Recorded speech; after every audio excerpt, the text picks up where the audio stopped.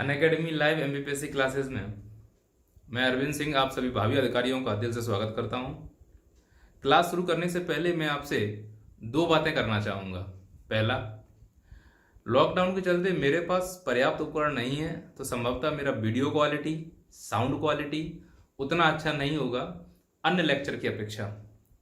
और ये जो आपको आज साउंड क्वालिटी थोड़ा बहुत अच्छा सुनाई दे रहा होगा, इसके पीछे का कारण मेरे फेफड़ों के द्वारा लगाया गया पूरा बल है। दूसरे जो आपसे बात करनी है वो ये है कि वे छात्र जो ज्योग्राफी को सिर्फ फैक्ट की नज़रिए से देख रहे हैं या सिर्फ फैक्ट के तलाश में मेरी क्लास करने के लिए अगर आए हुए हो, तो संभवतः आपको उतना लाभ नहीं होगा।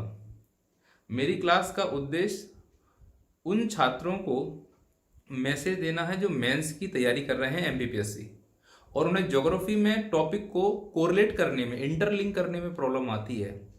उन छात्रों को विशेष रूप से लाभ पहुंचाने के लिए सीरीज स्टार्ट की गई है। फैक्चुअल लाभ आपको कम होगा उतना नहीं होगा जितना अन्य लेक्चर्स में आपको हो सकता है। तो हमारे ये दो मैसेज हैं। निवेदन है आप सभी छात्रों से, हेडफोन लगा के कुछ दिन मेरी क्लास सुनें जिन्हें मेंस की तैयारी करनी है। जैसे जैसे हमारा समय बीतता जाएगा हमारे कॉन्सेप्चुअल क्लास शुरू होती जाएगी। अभी बहुत बेसिक क्लास चल रही है, इतना आप सब बच्चों को नॉर्मल मालूम होगा। चलिए शुरू करते हैं। मध्य प्रदेश पीएससी 2020 मेंस की सीरीज ये हम लोगों ने स्टार्ट की है। भारत का भूगोल से हमने क्लास शुरू किया था और पर डे हम एक टॉपिक पढ़ते हैं। तो आज का हमारा टॉपिक है भारत के भूगोल के अंतर्गत हिमालय का सामान्य परिचय। जैसे ही हिमालय का सामान्य परिचय आता है तो सर इसमें क्या ऐसे डायमेंशन सोचकर हम पढ़ाई करें कि जिससे सब चीजें हमें बहुत आसानी से समझ में आ जाएं, और जब हम हिमालय के कॉन्सेप्ट को पढ़ें तो हमें कॉन्सेप्ट पढ़ने और समझने में बहुत आसानी हो, साथ ही साथ मेंस में लिखने में भी कोई प्रॉब्लम ना हो, सीक्वेंस बना रहे, पॉइंट टू पॉइंट पैराग्राफ लिखते रहे हम। तो थोड़ा सा समझते हैं हम। हिमालय का परिचय जैसा आता है तो दिमाग में क्वेश्चन अपने राइज करना है हम लोगों को कि क्या है हिमालय। तो ये क्या प्रश्न बहुत कुछ बोल रहा है, कुछ शब्द उठा के लाएगा। ये पूछ रहा है आपसे, क्या हिमालय पर्वत है? क्या हिमालय पहाड़ी है? क्या हिमालय बलित पर्वत है, भ्रंश पर्वत है, ब्लॉक पर्वत है, अवशिष्ट पर्वत है? इनमें से हिमालय वास्तविकता में है क्या? पर्वत श्रृंखला है कि पर्वत श्रेणी है कि पर्वत तंत्र है? तो इन सवालों के जवाब हम बेसिक क्लास में थोड़ा समझते हैं। तो पहले देख लेते हैं पर्वत क्या होता है। तो जब आप पर्वत को देखने के लिए आते हो तो इसके लिए हमें कुछ कॉन्सेप्ट और बेस की आवश्यकता होगी। मैं तो ये बोलता हूं कि जब भी आपको पर्वत लिखने के लिए आए तो आप इसमें दो कॉन्सेप्ट अप्लाई कर दो, आपके पर्वत लिख जाएंगे। दो टर्मिनोलॉजी डाल दो। पहला उच्चावचीय और दूसरा स्थलाकृति। मतलब जब आप डेफिनेशन पर्वत पूछ रहे हैं पर्वत क्या है, तो हम पर्वत को कैसे समझ जाएं। ज्योग्राफी कहता है आप तो प्रभाव देख के कारण बता दो। प्रभाव क्या दिखा रहे हो हमें? जैसे हमने ये ज्योग्राफी में कोई एक त्रिभुज बनाया, अब इस त्रिभुज में ये आधार है, हमें दिख रहा है। चौड़ा है या सकरा है? तो बोलोगे सर आधार तो चौड़ा है। बहुत बढ़िया। अच्छा तो सर ये जो दिख रहा है ये क्या है? तो आप बोलोगे सर ये तो शिखर जैसा दिख रहा है, शीर्ष है ये शिखर। नुकीला है या नहीं है सर? शिखर नुकीला दिख रहा है। अगर आप इस शिखर पे खड़े हो और आपका बैलेंस खराब हो जाए तो आप लुढ़कते हुए नीचे आओगे, तो इसका मतलब सर ये ढाल है। इसमें तीन चीजें हो गई, आधार, शीर्ष और ढाल। अब पर्वत क्या है? पर्वत ऐसी उच्चावचीय स्थलाकृति है, दो शब्द डाल दिए, उच्चावचीय स्थलाकृति है जिसका आधार चौड़ा, शीर्ष नुकीला और ढाल तीव्र होता है। तो आप पूछा जाए तो सर पहाड़ी क्या होती है? तो मैंने कहा पहाड़ी और पर्वत देखने में एक जैसे होते हैं, बस फर्क केवल और केवल इनकी ऊंचाई का होता है, एलिवेशन का होता है।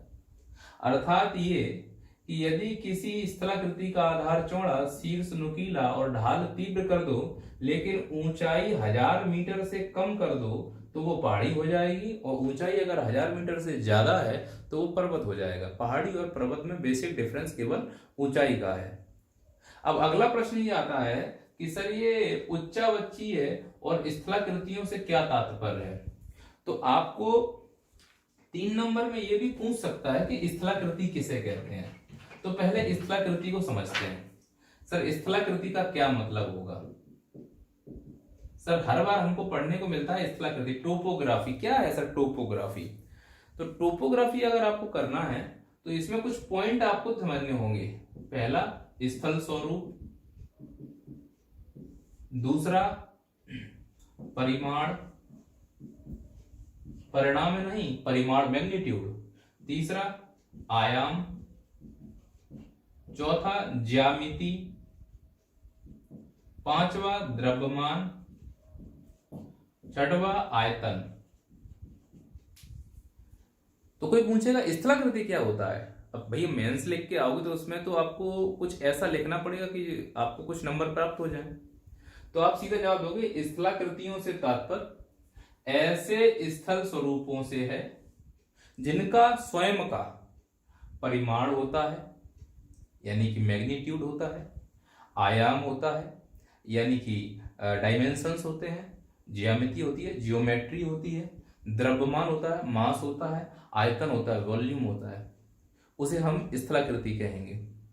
तो स्थलाकृति पहचानने में कैसे समझ में आएगी। देखो आप रोड पर जा रहे हो, आपको गड्ढा मिला, फिर आपको टीला मिला, फिर आपको समतल मिला। तो जो गड्ढा मिला ना वो स्थलाकृति है, फिर जो टीला मिला ना वो भी स्थलाकृति है, फिर जो समतल मिला ना वो भी स्थलाकृति है। अब आपका दिमाग थोड़ा घूम रहा है, सर वास्तविकता में मैं पकड़ नहीं पा रहा हूं कि स्थलाकृति है क्या, थोड़ा सा और बेस पे जाके समझाइए। तो मैंने कहा समझिए आप, और बेस पे जाके जब हम इस पर काम करेंगे तो इस पर हम कैसे काम करेंगे उसको थोड़ा समझें। यहाँ पे आपको दिख रहा होगा, उम्मीद है। मान लो ये वो सतह है जहां पे मैं खड़ा हुआ हूं और आपको पढ़ा रहा हूं। रे जमीन है, रे जमीन, समझ में आ रहा है। ये तुम लोग समझ रहे हो कि मैं समझ रहा हूं। अब इधर देखो, इस जमीन पर जहां पे मैं खड़ा हुआ हूं यहां मेरे को एक हेडपंप लगाना है। तो जब ये मैं हेडपंप लगाने के लिए जाऊंगा तो पाइप का, बोरिंग का पाइप कहां जाएगा, पाताल में। गांव की भाषा में समझो। तो पाताल का मतलब सर अब समझ में आया कि अगर आप इस प्रकार से हाथ कर लो और इस हाथ को कैमरे के सामने लाओ तो सर आप यहां खड़े हुए हो, हेडपंप यहां लगा हुआ है और बोरिंग का पाइप ये नीचे जा रहा है। तो पाताल सर ये रहा। अब समझना, ये पाताल का मतलब है सतह के अंदर पृथ्वी। इसे कहते हैं पृथ्वी का भूगर्भ। तो इस भूगर्भ में कुछ ऐसी भूभौतिक, भू रासायनिक अंतःक्रियाएं हो रही हैं जो ऊर्जा उत्पन्न करती हैं।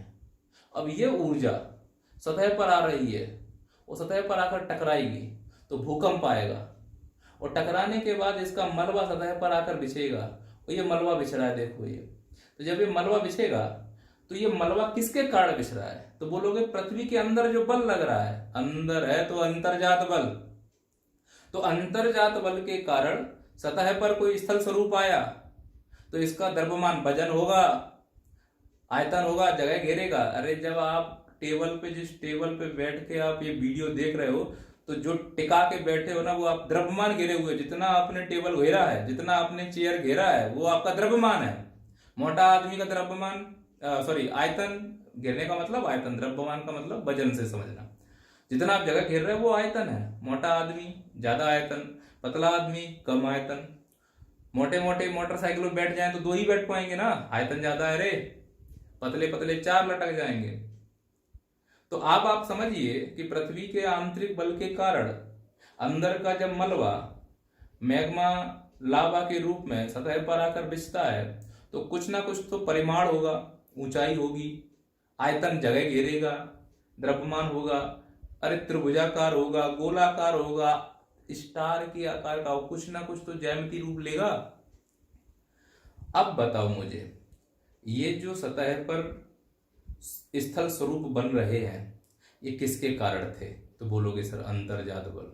Very good. अब अंतर्जात बल के कारण समझना बेटा थोड़ा सा, ये अंदर का अंतर्जात बल यहां पे कोई एक स्थलाकृति बना देता है। पर एक बात समझाओ कि यहां से अगर हवाएं चल रही हैं, बादल बन गए, पानी बरस रहा है, तो ये जो बना हुआ स्थल स्वरूप है इनके द्वारा कट के नीचे आएगा कि नहीं आएगा? आएगा। तो एक बात फिर समझते हैं यार कि अंतर्जात बल के कारण स्थल स्वरूप ऊपर आए, मान लो 1 मीटर, उदाहरण के लिए, ऐसा नहीं इसको एग्जाम में लिख दो आके, कितना मीटर ऊपर आ रहे? 1 मीटर।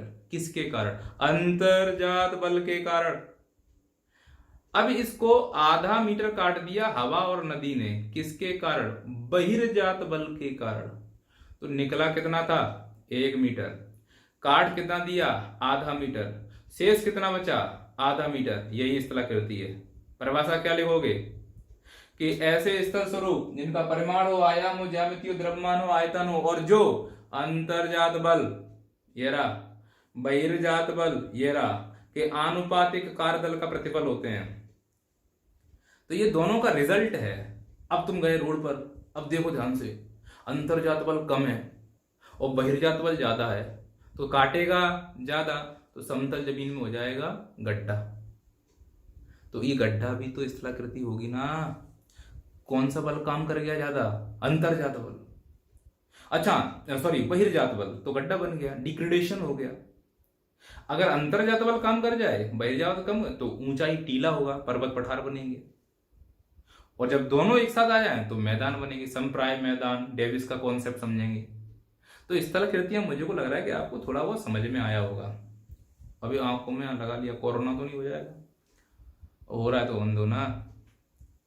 ये कुछ पकड़ पाए थोड़ा बहुत? चलो ठीक है।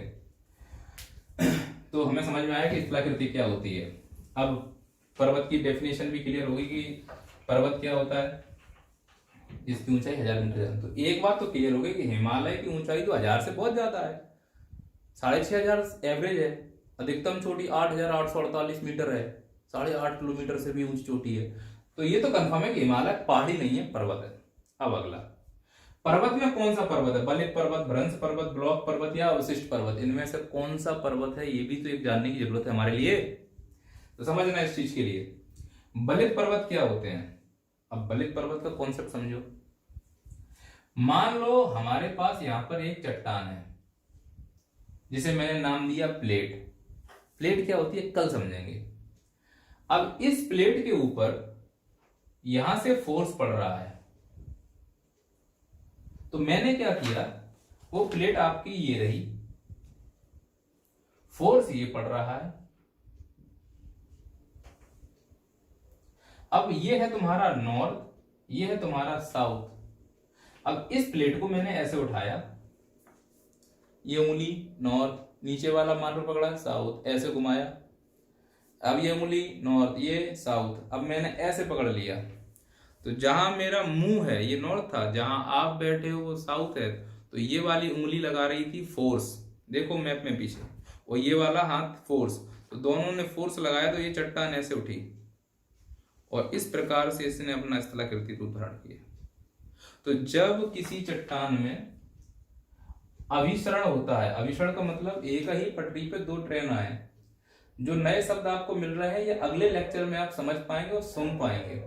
अभी मैं सिर्फ और सिर्फ परिचय दे रहा हूं, तो शब्दों पे ध्यान देंगे।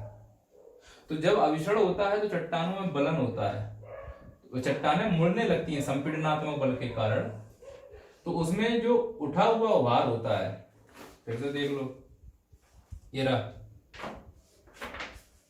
ये दिख रहा है, समझ रहे हो कि बिल्कुल ही फ्यूज हो तुम लोग। अब ये जो उठा हुआ भाग है ये है अपनति, और ये जो दबा हुआ भाग है ये है अविनति। तो ऊपर उठा हुआ भाग क्या है? अपनति, और नीचे दबा हुआ भाग क्या है? अविनति। तो मुझे एक बात बताओ, ऊपर उठा है नीचे दबा है, इस स्थलाकृति तो होगी ना। तो ये जो तुम्हें दिख रहा है तब सुनना, ऐसी उच्चावच्चीय, ऊंचा और नीचा उच्चावच्चीय, ऐसी उच्चावच्चीय स्थलाकृतियां जिनमें अपनति एंटीक्लाइन और अविनति सिनिक्लाइन पाई जाए उन्हें बलन कहा जाता है। 3 नंबर में परिभाषा आ गई, हम लोगों ने लिख दिया अगर समझा होगा तो। अब मैं आपसे अगर बोलूं कि बलित पर्वत क्या है, तो बोलोगे बलन से निर्मित होने वाले पर्वतों को बलित पर्वत कहा जाता है। और अगर बिल्कुल नए समय में निर्मित हुए हैं, सेनोजोइक काल में हुए हैं, अल्पाइन पर्वत हलचल से हुए हैं, तो उनको हम नवीन शब्द यूज करते हैं। नवीन माने नया, और बलन से बना है तो बलित, और ऊंचाई 1000 मीटर से ज्यादा है तो पर्वत, तो कहलाएगा नवीन बलित पर्वत। तो नवीन बलित पर्वत क्लियर हो गया कि क्या है, मतलब बलित पर्वत क्या है, समझ में आ गया। अब अगला है कि भ्रंश पर्वत क्या है, ब्लॉक पर्वत क्या है और अवशिष्ट पर्वत क्या है। तो पहले अवशिष्ट पर्वत समझ लो। मान लो कोई एक पर्वत बना, बलित पर्वत ही बना लो, और इसको बने हुए कई करोड़ साल हो गए। तो यहाँ पे निरंतर पानी की बूंदें वर्षा आ रही हैं, तेज तेज हवाएं चल रही हैं। तो ये ऊपर का जो हिस्सा होगा थोड़ा बहुत कट कट के, ऊपर का, साइड का, पार्श्व का कट कट के इसका अवसाद कहाँ की ओर ट्रांसफर होगा, नीचे की ओर, अविनति की ओर। तो जब ये अविनति की ओर ट्रांसफर होगा तो स्वाभाविक है इस पर्वत की ऊंचाई में कमी आएगी। अब ध्यान सुनना, किसी स्थलाकृति की ऊंचाई में कमी तब आती है जब उसका मलबा एक स्थान से दूसरे स्थान पर ट्रांसफर हो। तो इस संपूर्ण प्रक्रिया को अनाच्छादन कहा जाता है, डेनुडेशन। क्या कहते हैं, डेनुडेशन। अब इस डेनुडेशन में 2 चीजें होती हैं, पहला अपक्षय वेदरिंग और अपर्दन इरोजन। अपक्षय का मतलब क्या है, किसी चट्टान का अपनी ही जगह पर टूट जाना। तो जब ये पर्वत का शीर्ष भाग कमजोर होकर चटका होगा, क्योंकि भैया धूप निकल रही तो चट्टान फैलेगी, सर्दी आई तो सिकुड़ेगी, तापमान ज्यादा तो तापमान ज्यादा होने से क्या होता है, तापमान ज्यादा हो रहा है तो चट्टान फैल रही है, तापमान कम हो रहा है तो चट्टान सिकुड़ रही है। तो इस जगह से वो चट्टान चटक जाती है और चट्टान टूट जाती है, तो क्या कहलाता है, अपक्षय कहलाता है। दूसरा ये है अपर्दन। क्या है अपर्दन का मतलब ये होता है कि अवसाद का एक स्थान पर दूसरे स्थान से ट्रांसफर हो जाना, उसे अपर्दन। दोनों को मिला के क्या कहते हैं, अनाच्छादन। तो अनाच्छादन की प्रक्रिया से जब कोई पर्वत टूट जाए, फूट जाए, तो हम उसको अवशिष्ट पर्वत के नाम से जानते हैं। अरावली एक अवशिष्ट पर्वत है, तो उसे हम कहते हैं अवशिष्ट पर्वत। अच्छा, अगला ये है ब्लॉक पर्वत और भ्रंश पर्वत क्या होता है। बहुत आसान है, उस चीज को समझना थोड़ा सा देखते हैं कि ब्लॉक पर्वत और भ्रंश पर्वत क्या होते हैं। मान लो ये कोई एक चट्टान है, अगर बल एक ही दिशा में लग रहा है तो अभिसरण हो रहा है, और इसके विपरीत दिशा में लग रहा है तो अपसरण हो रहा है। तो अपसरण होने से क्या होता है, ये एक दूसरे के विपरीत दिशा में जाना शुरू करते हैं।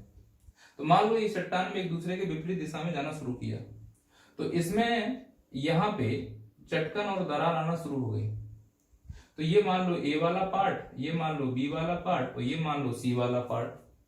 अब मुझे आप खुद ही बताओ कि अगर ये चट्टान है और इसमें ये वाला पार्ट ए है, सी है, सॉरी यहाँ पे ये वाला पार्ट सी है, ये वाला पार्ट बी है और ये वाला पार्ट ए है, ये दिख रहा है आपको। अब मैंने इसको ऐसे पकड़ा, कौन सा पकड़ा है मैंने, सी। ये कौन सा है, ए। इसको मैंने ऐसे उठाया, इसको मैंने ऐसे उठाया, तो हम लोगों ने ये ए और ये पकड़ा सी ऐसे। अब ए को मैं इधर खींचूंगा और सी को मैं इधर खींचूंगा, तो बी वाला पार्ट कहाँ आएगा, नीचे की तरफ। तो देखो इधर ए को मैं इधर खींच रहा हूं और सी को मैं इधर खींच रहा हूं। अब इसमें थोड़ा सा और कॉन्सेप्ट डाल दो। कोई एक लड़का यहां पर खड़ा हुआ है ए पर और लड़की खड़ी हुई है बी के पास। अब लड़की ने लड़के को अपने पास बुलाया, बुलाती है मगर जाने का नहीं। अब इधर देखो कॉन्सेप्ट, ए इधर जा रहा है, सी इधर जा रहा है, तो ए गया इधर की ओर, सी गया इधर की ओर, तो बी कहां चला जाएगा, नीचे की ओर। तो ये जो ए जैसे का तैसा है, तो लड़का यहां खड़ा हुआ है और बी लड़की यहां पर खड़ी हुई है, तो इसका मतलब ये ए पार्ट, ये बी पार्ट, ये सी पार्ट। अब मेरे को एक बात बताओ, ये लड़का नीचे की तरफ देख रहा है तो इसको क्या दिखाई देगा? घाटी, गड्ढा। और लड़की ऊपर देखे तो इसको दिखाई देगा पर्वत। तो वास्तव में ये दोनों चीजें हैं। तो जब जब बीच का खंड नीचे की ओर खिसक जाए तब भ्रंश घाटी बनती है, और अगर नीचे से ऊपर देखें तो ब्लॉक पर्वत बनता है, और इसी का अपोजिट कर दे तो रैंप घाटी और हौश पर्वत बनता है। ये बेसिक कॉन्सेप्ट है जो हम पर्वतों के क्लास में अच्छे से समझेंगे, क्योंकि ये परिचय वाली क्लास है तो ज्यादा डिस्कशन करना ठीक नहीं है। तो ये सामान्य परिचय था हमारा कि क्या है पर्वत और इसको हमें कैसे समझना है। फिर अगला है ये कि ये इसका निर्माण कैसे हुआ, किस समय हुआ। अब थोड़ा सा ब्रीफ में समझ लो क्योंकि परिचय क्लास है, कल हमारा इसका पूरा कॉन्सेप्चुअल क्लास होगा। किस समय हुआ, मेसोजोइक में हुआ, पेलियोजोइक में, सेनोजोइक में हुआ या पेलियोजोइक में हुआ, किस समय में इसका निर्माण हुआ ये क्लियर नहीं है। क्लियर है या नहीं है हम डिस्कस करेंगे आगे, कि कैसे कैसे इसमें बलन पड़ना शुरू हुए, क्या हुआ, किस प्रकार के अवसादों का प्रयोग हुआ, क्या कारण है कि ट्रांस हिमालय में आग्नेय रूपांतरित चट्टानें पाई जाती हैं, जबकि मध्य हिमालय और शिवालिक हिमालय में अवसादी और लाइमस्टोन जैसी चट्टानें प्राप्त होती हैं। तो इसके पीछे के तर्क को भी हम समझेंगे, प्लस निर्माण का जो प्रोसेस है वो कैसे हुआ, किन सिद्धांतों के आधार पर हुआ। तो हमारी कल की या परसों की क्लास में कोवर का भूसन्नति सिद्धांत समझेंगे, प्लेट टेक्टोनिक सिद्धांत समझेंगे, हैरी हेस का कॉन्सेप्ट भी समझेंगे। तो ये निर्माण से रिलेटेड चीजें होंगी जो हमें समझनी होंगी। अगला ये पॉइंट आएगा कि विस्तार सर कहाँ हुआ है, कितने देशों में हुआ है, कितने राज्यों में हुआ है, वर्तमान में यह पश्चिम से पूरब कितना लंबा किलोमीटर फैला हुआ है, चौड़ाई इसकी औसतन कितनी है, हमें इस पर भी एक डिस्कस करने की जरूरत है जो हमारे हिमालय की क्लास में बहुत अच्छे से समझाई जाएगी। क्या हिमालय का विस्तार उत्तर प्रदेश के कुछ जिलों में है या नहीं है, क्या हिमालय शिवालिक हिमालय को अलग अलग नामों से राज्यों में बुलाया जाता है, नाग टिब्बा श्रेणी क्या है, धौलाधर क्या है, पीर पंजाल क्या है, चुरिया मुरिया क्या है, दुधवा श्रेणी क्या है, डफला मिली अबूर मिसमी क्या है। 3-3 नंबर में आ सकती है, इनको हम बहुत अच्छे से डिस्कस करेंगे। इसके अलावा वर्गीकरण का मतलब है कि हिमालय जो डिवीजन होगा उसका कैसे होगा। तो हम 2 प्रकार से डिवीजन करेंगे, एक उत्तर से दक्षिण पड़ते समय जिसे भौतिक विभाजन कहा जाएगा। माने यदि आप तिब्बत में खड़े हो तो आप कन्याकुमारी की तरफ जाओगे तो आपको भौतिक विभाजन बोलेंगे हम उसको। वहीं अगर गुजरात से अरुणाचल प्रदेश की तरफ जाओगे तो इसे हम प्रादेशिक विभाजन बोलेंगे। तो 2 प्रकार से विभाजन होगा, इनसे मेंस में क्वेश्चन और प्री में क्वेश्चन अच्छे से बनेंगे, हम इसको बहुत अच्छे से समझेंगे। अगला है कि हिमालय का महत्व क्या है। हिमालय का महत्व तो मानसून में भी है। पहले तो ये देखो कि हिमालय मानसून को कैसे प्रभावित करता है, पश्चिमी विक्षोभ में हिमालय का क्या रोल है, ITCZ विस्थापन में हिमालय का क्या रोल है, पूर्वी जेट की उत्पत्ति में हिमालय का क्या रोल है, साइबेरिया की शीत लहरों को रोकने में हिमालय का क्या रोल है, क्या राजस्थान में वर्षा न होना हिमालय के कारण है, क्या पंजाब में बादलों के फटने की क्रिया को रोकना हिमालय का कारण है, क्या लद्दाख में बादल फटना हिमालय कारण हो रहा है। तो इन सब चीजों को हमें हिमालय से रिलेट करके सोचना है तो महत्व भी समझ में आएगा। इसके अलावा सामरिक महत्व भी है। अगर हिमालय नहीं होता तो जो वो दीवार के रूप में खड़ा हुआ है वो आज हमारे पास आर्टिफिशियल बनानी पड़ती। इसके अलावा विभिन्न प्रकार के प्राकृतिक संपदाओं का घर है वो, विभिन्न नदियों का उद्गम है, ग्लेशियर्स हैं। इन सब चीजों को हम एक कोरिलेट करके छोटा सा कॉन्सेप्ट है वो हम बहुत अच्छे से समझ लेंगे। अन्य विशेषताओं से संबंधित कुछ बातें करनी होंगी। तो इसमें यह है अन्य विशेषताओं से जो चीजें हैं कि सिंटेक्सियल बेंड क्या होता है, द्रास क्या है, वहां ज्वालामुखी के साक्ष्य कैसे मिल गए, क्या अंडमान निकोबार वास्तव में हिमालय का विस्तार है या नहीं है।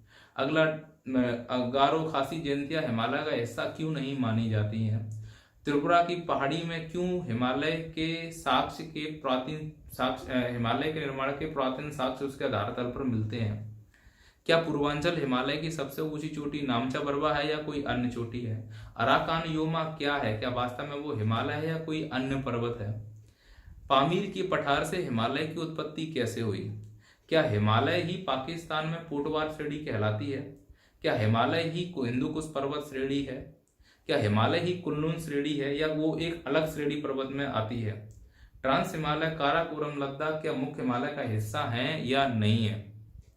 ट्रांस हिमालयी नदियां किन्हें कहा जाएगा? सतलज, सिंधु, इनमें से ट्रांस हिमालय नदियां क्यों कहलाती हैं? गंगा को क्यों ट्रांस हिमालय नदी नहीं कहा जाता? इस प्रकार के जो साधारण विशेषताओं वाले प्रश्न होंगे उन पे हम एक डिस्कस करेंगे और बहुत अच्छे से इस क्लास को समझेंगे। आज मुझे बेटी हुई है, पुत्री रत्न की प्राप्ति हुई है। बरसों के बाद हमारे घर में लड़की आई है और हमारा पूरा परिवार बहुत खुश है। तो हम उसी काम काज में आज लगे रहे, तो हम आप लोगों के वीडियो या इस लेक्चर में उतना समय नहीं दे पाए। लेकिन कल की क्लास हमारा पूरा कॉन्सेप्चुअल क्लास होगा, कंटेंट से भरा हुआ क्लास होगा, गुणवत्तापूर्ण क्लास होगा। बाकी आप लोग चाहो तो घर में कुछ आंसर राइटिंग की प्रैक्टिस कर सकते हो, मैं आपको बोल दे रहा हूँ, तो आप उसको थोड़ा सा लिख लें और आंसर राइटिंग करके अपने हिसाब से उसको किसी भी समझदार व्यक्ति या जो नॉलेज रखता है उसको चेक करा लें। क्वेश्चन लिखिए थोड़ा सा। पहला क्वेश्चन लिखो, कोवर सिद्धांत के आधार पर हिमालय की उत्पत्ति को समझाइए। दूसरा क्वेश्चन लिखो, प्लेट टेक्टोनिक सिद्धांत के आधार पर हिमालय की उत्पत्ति को समझाइए। तीसरा क्वेश्चन लिखो, काराकोरम श्रेणी के कोई 3 ग्लेशियरों के नाम लिखिए। अगला क्वेश्चन लिखिए, बनिहाल दर्रा पर एक संक्षिप्त टिप्पणी कीजिए। अगला क्वेश्चन लिखिए, टिहरी डैम को विस्तार से समझाइए। अगला क्वेश्चन लिखिए, हिमालय का भौतिक विभाजन कीजिए। मैं मानता हूं इतना होमवर्क पर्याप्त है, आप लोग बहुत अच्छे से करेंगे। और स्वस्थ रहिए, लोगों की मदद कीजिए, सहयोग कीजिए और अपना ख्याल रखिए। और निरंतर अधिकारी बनने के पथ पर आप अग्रसर रहिए, यही कामना है। नमस्कार, धन्यवाद।